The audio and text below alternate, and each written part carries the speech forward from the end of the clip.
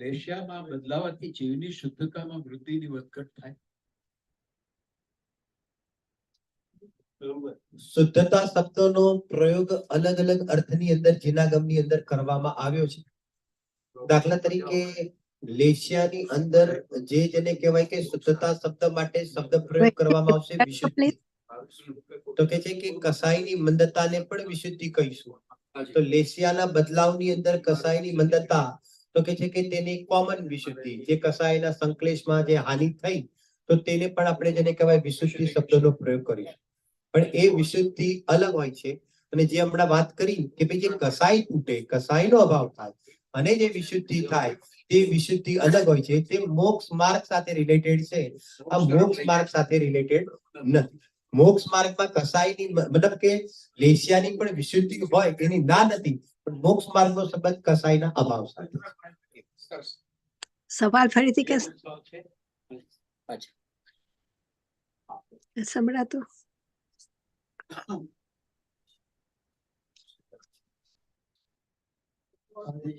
आवाज आ गई? ये संयम जो है वो क्षयोत्सव में लिया और संयम में नहीं लिया.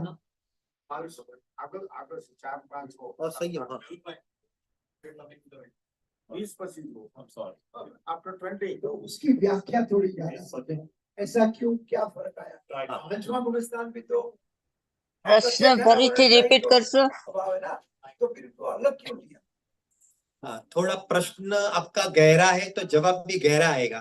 तो आप सब लोग मुझे छूट दो बोलूं क्योंकि फिर हार्ड लगे और ऐसा बोले तो थोड़ा इधर ऐसा होता है ना. तो आप बोलो तो मैं खुलासा करता हूँ. बराबर. इनका पहले प्रश्न के लिए पहले समझा लो. प्रश्न क्या है वो बताता हूँ. कि उनका ऐसा प्रश्न है कि संयम है तो के संयम क्षयोत्सव भाव में क्यों लिया है. बराबर है. संयम को क्षयोत्सव भाव में क्यों लिया है.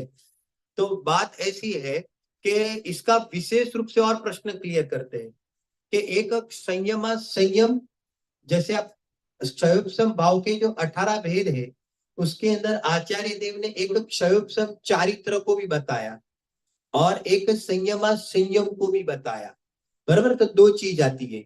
तो जब संयम है उसको भी क्षयोत्सव भाव में घटित किया और लेकिन वो संयम को क्षयोत्सव चारित्र में नहीं लिया. जरा समझ में आया क्या कहना चाहते हैं? फिर से थोड़ा उपयोग सूक्ष्म करना कि संयम एक बात आती है और एक क्षयोत्सव चारित्र की बात आती है. तो संयम है तो क्या वो भी क्षयोत्सव भाव में आया और क्षयोत्सव चारित्र है वो भी यहाँ पर क्षयोत्सव भाव में आया. तो लेकिन जो संयम वाला जो भाव है उसको क्षयोत्सव चारित्र नहीं कहा, उसको अलग से आचार्य देव ने भेद किया. अभी वो पूरा का पूरा असंयम नहीं है इसलिए असंयम की कोटि में तो नहीं लिया. और दूसरा क्षयोत्सव चारित्र क्यों नहीं लिया? क्योंकि हकीकत के अंदर एक्चुअली जो क्षयोत्सव होता है वो किस में होता है? तो क्षयोत्सव होता है वो देशघाती प्रकृति में होता है. अनंतानुबंधी, अप्रत्याख्यानावरण और प्रत्याख्यानावरण, ये जो 3 कर्म की प्रकृतियां है वो सर्वघाती प्रकृति है और वो सर्वघाती प्रकृति के अंदर क्षयोत्सव नहीं होता है. देशघाती प्रकृति में ही क्षयोत्सव पाया जाता है. तो यहाँ पर जो संज्वलन कसाय है वो देशघाती प्रकृति है तो इसलिए संज्वलन कसाय के अंदर तो क्षयोत्सव बन जाएगा. तो वहां पर तो उसको क्षयोत्सविक चारित्र के रूप में लिया. लेकिन जो संयम जो परिणाम है हालांकि वहां पर उदय किसका है? प्रत्याख्यानावरण कसाई कर्म का उदय है. तो प्रत्याख्यानावरण कसाई है वो सर्वघाती प्रकृति है और उसमें क्षयोत्सव हालांकि नहीं बनता है लेकिन फिर भी इसके उदय में संयम रूप परिणाम होने में कोई बाधा नहीं आती है. इसलिए इसको क्षयोत्सव चारित्र में तो नहीं लिया लेकिन क्षयोत्सव भाव में घटित किया है. बराबर. यथा योग्य जो भी है वो मतलब के किसी और को भी हुआ तो देख लेना.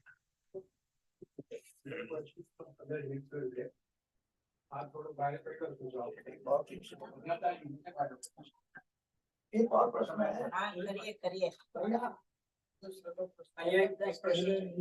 ये प्रश्न કર્યો કે એટલા માટે જ કદાચ પહેલા અમુક ઠેકાણે એવું આવે છે કે મુનિ પણ એટલે ચારિત્ર મુનિપણામાં જ આવે, એનાથી પહેલા ચારિત્ર વૃત્તિ હતું.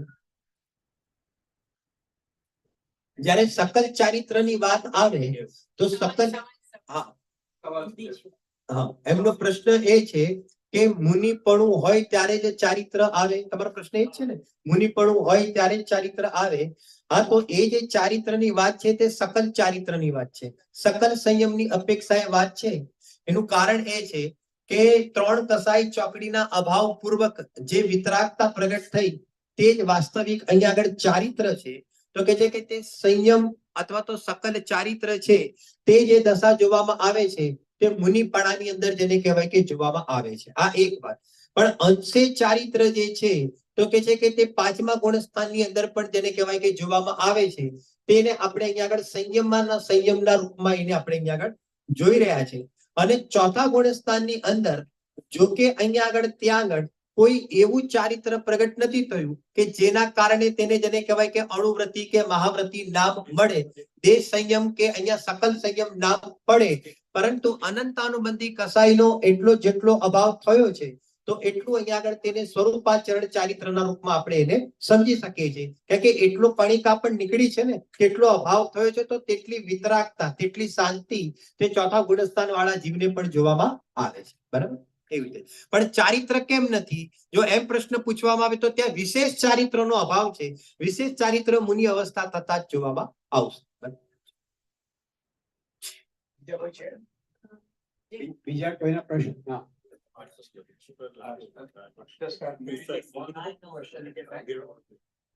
આપણે કેટલા ક્વેશ્ચન લેવા છે? કેટલા તમારો ટાઈમ એટલે જે હોય એમ નહીં, તમારો ટાઈમ નક્કી કરો. ટાઈમ બરાબર ને? ટાઈમ પ્રમાણે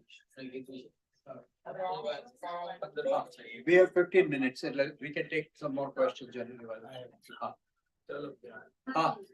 શુક્લ લેશ્યા અને શુક્લ ધ્યાન અને સાથે હોય એવું જરૂરી છે કે શુક્લ ધ્યાન વખતે શુક્લ લેશ્યા ન કરવું છે?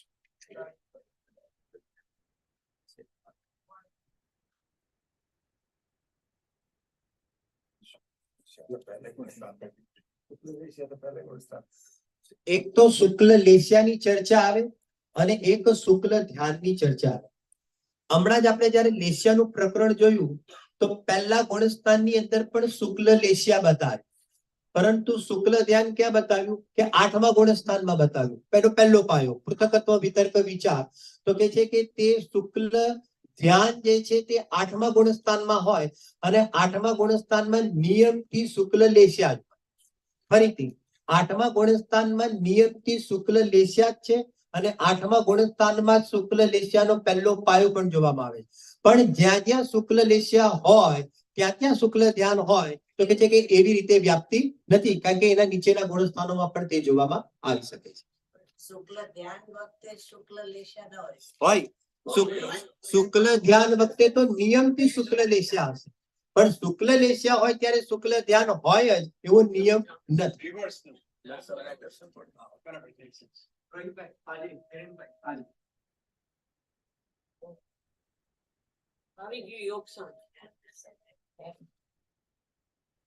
એક તરફથી વ્યાપ્તિ કહેવાય એને. જ્યાં જ્યાં ધુમાડો હોય ત્યાં ત્યાં અગ્નિ હોય, પણ જ્યાં જ્યાં અગ્નિ હોય ત્યાં ત્યાં ધુમાડો હોય અથવા ન પણ એક તરફથી વ્યાપ્તિ છે. સો 5મા ગુણસ્થાનમાં કર્મનું શું થાય? ફરીથી 5મા ગુણસ્થાનમાં અનંતાનુબંધી same question. And the second one, Shiv ભગવાન લેશ્યા હોય કે ના હોય?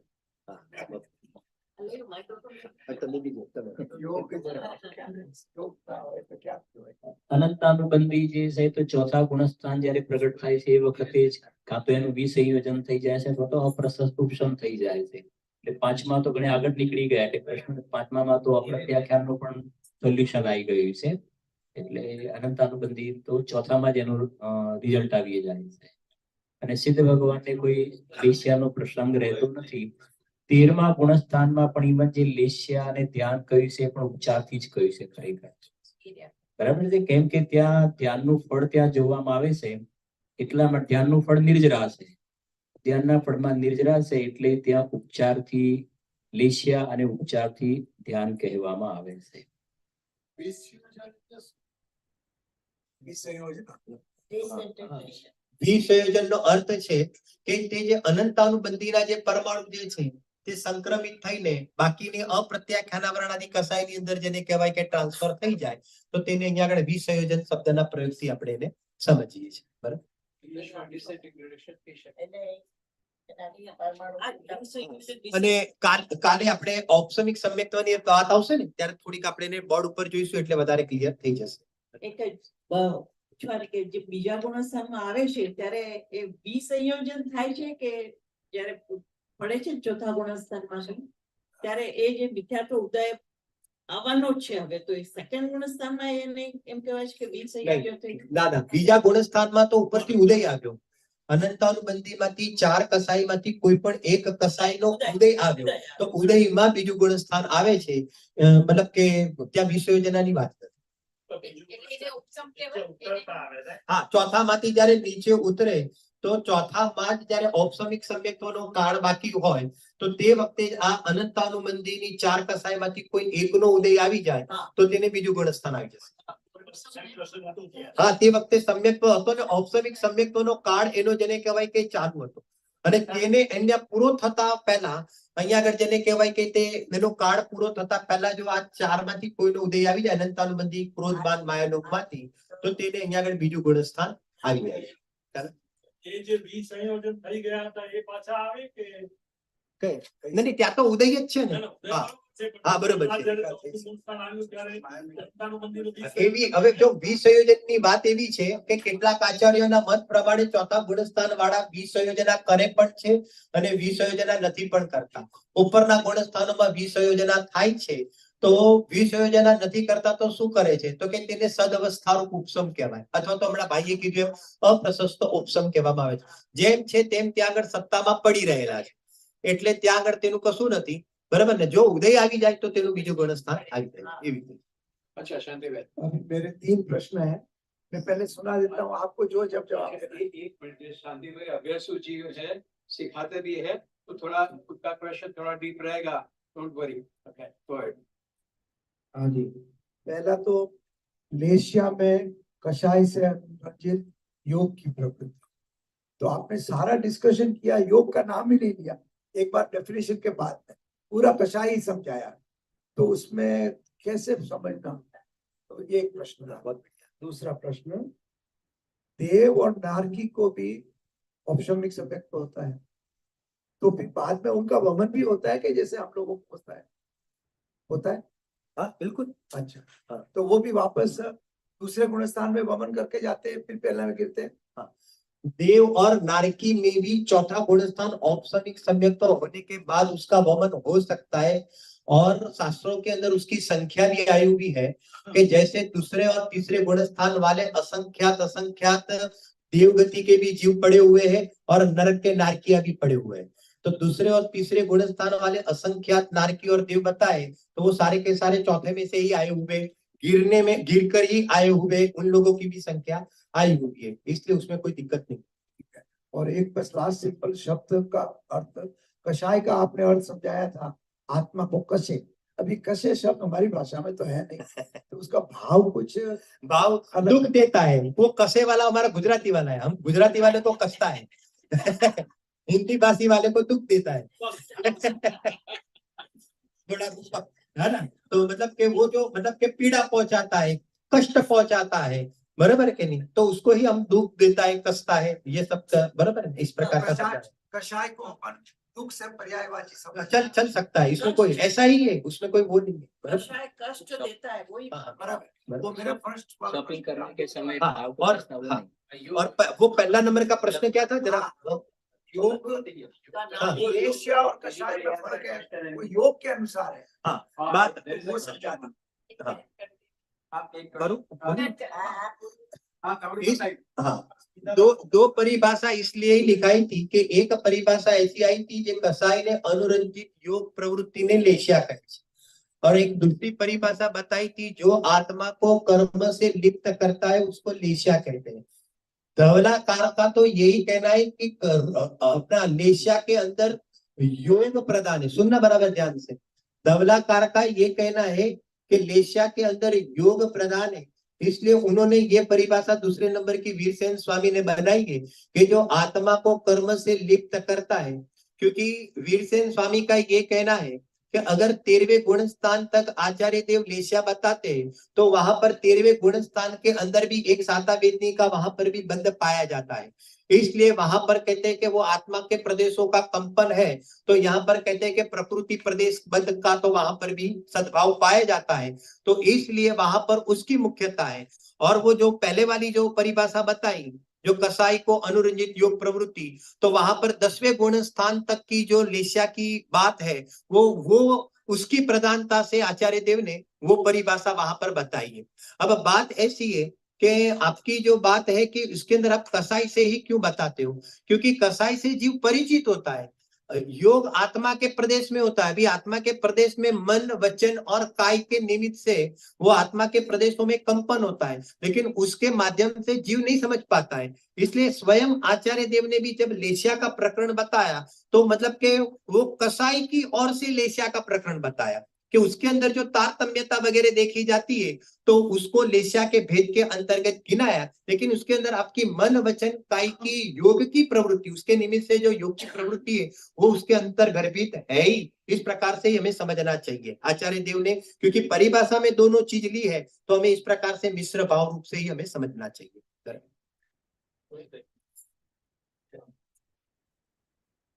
અવદૈત ભાવમાં તમે કીધું મિથ્યા દર્શન અને અજ્ઞાન, તો એ બંને મિથ્યા દર્શન અવદૈત હોય ત્યારે અજ્ઞાન પણ હોઈ શકે, કે અજ્ઞાન હોય ત્યારે પણ મિથ્યા દર્શન અવદૈત ભાવ જે એ બંને ઓવરલેપ છે, એમાં એકબીજા સાથે ડિફરન્સ જરા વધારે બતાવો। વાત એમ છે કે અવદૈત ભાવની અંદર જે મિથ્યા દર્શનની વાત આવે છે તે શ્રદ્ધા ગુણની પરિણમનની અપેક્ષાએ વાત છે, અને જે અજ્ઞાનની વાત છે તે જ્ઞાનની અંદર તે સંબંધીનો અભાવ છે, તેટલો જ્ઞાનનો ઉગાડ નથી, તો તે જ્ઞાન તરફથી વાત છે। એટલે કોઈને મિથ્યા દર્શન છે ત્યારે તો અવદૈત અજ્ઞાન છે, પણ 12મા ગુણ સ્થાને કોઈને જેને કહેવાય કે પૂર્ણ વિતરાગી છે છતાં પણ તેને અવદૈત અજ્ઞાન છે, કારણ કે તેનો સંબંધ જ્ઞાન સાથે બતાવ્યો છે। Anybody else? બીજું શું વાત છે? બીજું અને ત્રીજું નિલેશભાઈ, બીજું અને ત્રીજું ગુણ સ્થાન એનો ઉત્કૃષ્ટ કાળ કેટલો? Question repeat કરજો। બીજું ગુણસ્થાન અને ત્રીજા ગુણસ્થાનનો કાળ કેટલો? ત્રીજા ગુણસ્થાનનો કાળ યથાયોગ્ય અંતર્મુહૂર્ત છે, અને બીજા ગુણસ્થાનનો કાળ છે અહીંયા આગળ 6 આવલી વધારેમાં વધારે અને એક સમય અલ્પ જેને કહેવાય, બરાબર ને? તેના વચ્ચેનો યથાયોગ્ય કાળ તે બીજા અને ત્રીજા ગુણસ્થાનનો કાળ છે।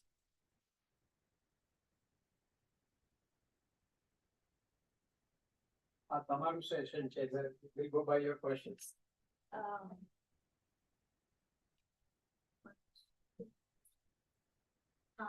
આજે જે વાત આવી તિર્યંચ ગતિમાં કે દેવ ગતિમાં કે નરક ગતિનો જીવ જે સમ્યક દર્શન પામે છે ત્યાં, તો એની દેશના લબ્ધિ એના પૂર્વે જે પામ્યો હોય એ મનુષ્ય ગતિમાં જ પામ્યો હોય કે બીજી કોઈ ગતિમાં દેશના લબ્ધિ પામીને પછી કોઈ બી ગતિમાં એનો સમ્યક દર્શન થાય?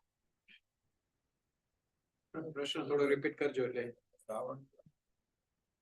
મને દેશના જે સમ્યક્ત્વની પ્રાપ્તિ પૂર્વે જે દેશના લબ્ધિ જે 5માં કહે ને ક્ષયોગ વિશુદ્ધિ દેશના પ્રાયોગ્યને કરણ લબ્ધિ, તો જે દેશના જે મળવાની વાત છે એ મનુષ્ય પર્યાયમાં મળવી એ જ હોય તો પછી કામ થાય, તો એવું નથી। કેમ કે આવી સમવશરણની વાત કરીએ તો સમવશરણમાં 3 ગતિના જીવો હોય છે। સમવશરણની અંદર ભગવાનની સભામાં તિર્યંચ ગતિના જીવ પણ હોય છે, એટલે પણ ભગવાનની વાણી સાંભળે છે। અને વિશેષ વાત કરીએ તો ભગવાન મહાવીર સ્વામીનો જીવ તો તિર્યંચની પર્યાયમાં હતો અને વાણી સાંભળી અને તિર્યંચની પર્યાયમાં પણ સમ્યક્ત્વની પ્રાપ્તિ કરી, એટલે તિર્યંચની પર્યાયમાં પણ દેશના સાંભળ્યો અને એ વખતે રહી જાય તો પછી બીજા ભવની અંદર પણ એ પોતાનું કામ કરી શકે છે। મૂળ સંઘની પંચેન્દ્રિય પણ તો ત્યાંનું મોજૂદ છે ને, તો એ જે સંસ્કાર છે એના બળે પોતે દેવ પણ અહીંયા દેવની પર્યાયમાં પણ સમજો દેવ ગતિના દેવ છે, 4 પ્રકારના દેવ, ભગવાનના સમુસરણમાં જાય, ભગવાનની વાણી સાંભળી, સંસ્કાર નાખ્યા છે, એ દેશના મળેલી છે. અને પછી દેવ પર્યાય, પછી મનુષ્યની પર્યાય મળી કે તિર્યંચની પર્યાય મળી, ત્યાં પણ જીવ સંયમત્વને પ્રાપ્ત કરી શકે છે. એવી રીતે નરકની અંદર પણ પહેલી, બીજી, ત્રીજી નરકની અંદર કોઈ નારકી જીવ છે અને કોઈ દેવ ઉપરથી સંબોધન કરવા માટે જાય તો ત્યાં એને સંસ્કાર નાખ્યા અને દેશના મળી ત્યાં આગળ, તો એના બળે પણ એ જીવ સંયમત્વને પ્રાપ્ત કરી શકે છે. મહાવીર ભગવાન તો સાદી મિથ્યા દ્રષ્ટિ હતા ને, એમને પહેલા થઈ ગયું હતું. હા, હવે સાદી મિથ્યા દ્રષ્ટિ, બરાબર. આપણે શ્રીમદ રાજચંદ્રજીના પત્રમાં વાંચ્યું કે સૌથી પહેલા મનુષ્ય ભાવમાં જ એના સંસ્કાર પડ્યા હોય, એ જ બીજી કોઈ ગતિમાં. તમે બતાવજો, એનું કોટેશન બતાવજો. I think આજે પ્રશ્નોત્તરીનો આજે એક પ્રશ્ન છે, એક લઈ લેશું પ્રશ્ન. એક પ્રશ્ન લઈ લઈએ કે કાલે ક્વિઝ નહીં કરીએ. એક જ સેકન્ડ, એક પ્રશ્ન નાનકડો છે, પતાવી દઉં. કાલે ક્વિઝ નહીં કરીએ.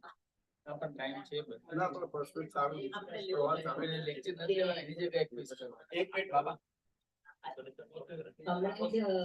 આપે કહ્યું કે ધ્યાનનું ફળ ઉજેલા છે. શૈલેષભાઈ, પરમાત્મા સ્વયં નક્કી કર એ કયા ચેપ્ટર માં આવે છે યોગસારના? હા, અમે આવી ગયો, મેં ગોતી લીધું. છે હા, ગુજરાતીમાં. ગુજરાતી. આ બધું કેટલી વાર છે મેં અચ્છા, કોઈ ફોટો છે ગુરુદેવ નો ઉપર? હશે. એટલે આ તો યોગસાર છે ને, યોગસાર નું પ્રવચન છે. પણ તમે જે કહો છો ને, કાલે સવારે પણ એ તો અમે કરી શકીએ એમને એમ બી. હા, એમ તો આપણે ફોટા સાથે આપણે. ના, એ છે, જોતું હોય તો તમે યુ કેન ઓડિયો પણ છે આમાં. હા છે. ઈ કરશો? હા, કરશે. પણ આમાં જોવું પડશે. કાલે કરજો. આમાં મોકલવું. ઓકે. હું પરમાત્મા છું એ નક્કી કર. યોગ સારની 21 નંબરની ગાથાના પ્રવચનમાં છે. એ પ્રવચન નંબર 9. પ્રવચન નંબર 9, ગાથા 21 કે 22. 21 વિતરાગવાણી ગમે ત્યારે પણ ગુરુદેવ ચિત્ર મૂકે છે ઉપર નામ. આમાં તો છે. ભલે એનો ઓડિયો વિડિયો ન હોય પણ ચિત્ર મૂકે છે. હા, એ તો અમારે અમે લઈએ છીએ રોજ. I think let's finish last question પછી બાકી વાત. બરાબર. Okay, good.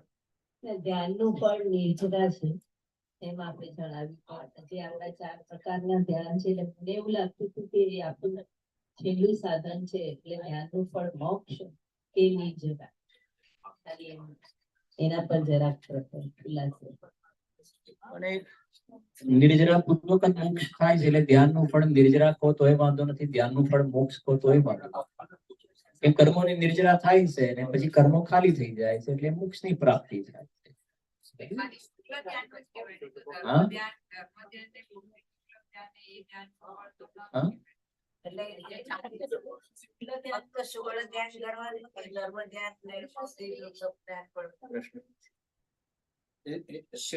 I think you are disturbing. Okay. એમનો પ્રશ્ન બાકી પ્રશ્ન ફરીથી કહેજો.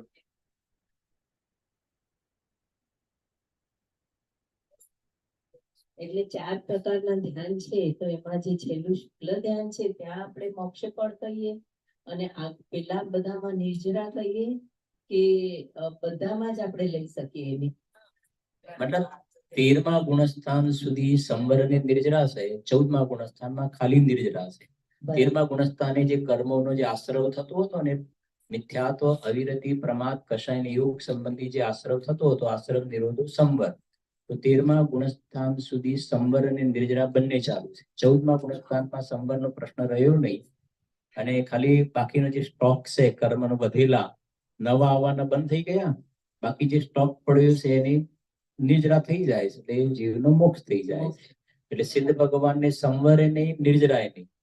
13મા ગુણસ્થાનમાં સંવર નિર્જરા બંને, 14મા ઓનલી નિર્જરા, અને પછી મોક્ષ થઈ જાય છે. બરાબર. પ્રશ્ન એમ પણ હતો કે ધર્મ ધ્યાન લેવાનું કે ફક્ત શુક્લ ધ્યાન? ધર્મ ધ્યાનમાં નિર્જરા થાય કે નહીં એવો પ્રશ્ન. ધર્મ ધ્યાનમાં પણ થશે ને નિર્જરા. ચોથા થી 7મા સુધી ધર્મ ધ્યાન કહ્યું ને. એટલે એમનો પ્રશ્ન એવો હતો કે તમે એમ કીધું હતું ને કે મોક્ષનું કારણ શુક્લ ધ્યાન કહેવાનું કે ધર્મ ધ્યાન પણ કહેવાય એવી ટાઈપનો તો પ્રશ્ન હા? એમ જ હતું ને તમારે બરાબર ને? હા હા હા તો બરાબર છે. ધર્મ ધ્યાન ને પરંપરા કારણ કહીશું અને શુક્લ ધ્યાન ને સાક્ષાત કારણ કહીશું. બંનેને કારણ કહેવામાં આવે. Okay. All right. પૂછી લો બોલો. પતિ ગઈ. I'm ready. I'm ready to wait. ના, ના, પતી ગયું. આવું છે. મને કંઈક check કરવાનું છે. આમાંના મને ફૂટબાલ તો વાત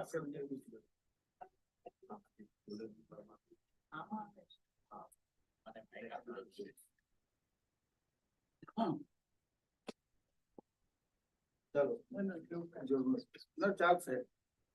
મેં બેસું છું.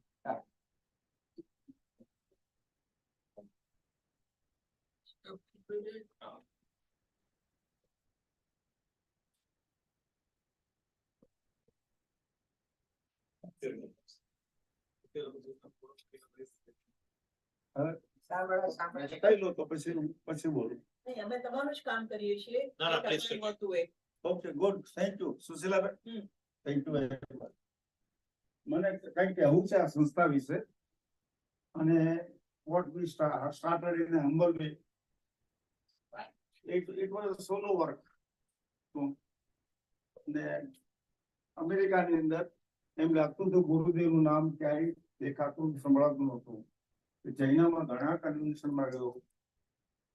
જે બીજા સોલર આવતા આપણે ગુરુદેવ નામ નતો લેતા. મારા નામ નથી આપવું એનું, મારા મિત્રો છે બધા.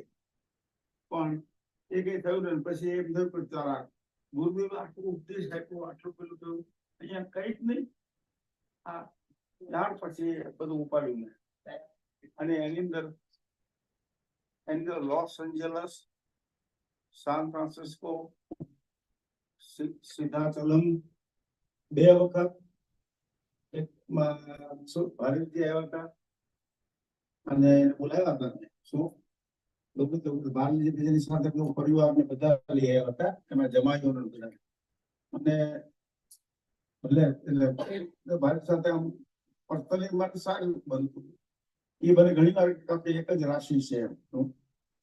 પછી બધા ઘણા બધા હતા. એ 2000 it was year 2000 ત્યારે બુદ્ધની જન્મ જયંતિ જે કોઈ 2000ની સાલની અંદર ત્યાંથી ઉપાડ્યું. એની પછીના વર્ષે સિદ્ધાચલમમાં કર્યું. પવન કુમાર જૈન હતા અને હું મંગલાયતન સાથે પહેલેથી જ જોડાયેલો છું. એનું વર્ક જે નીચેની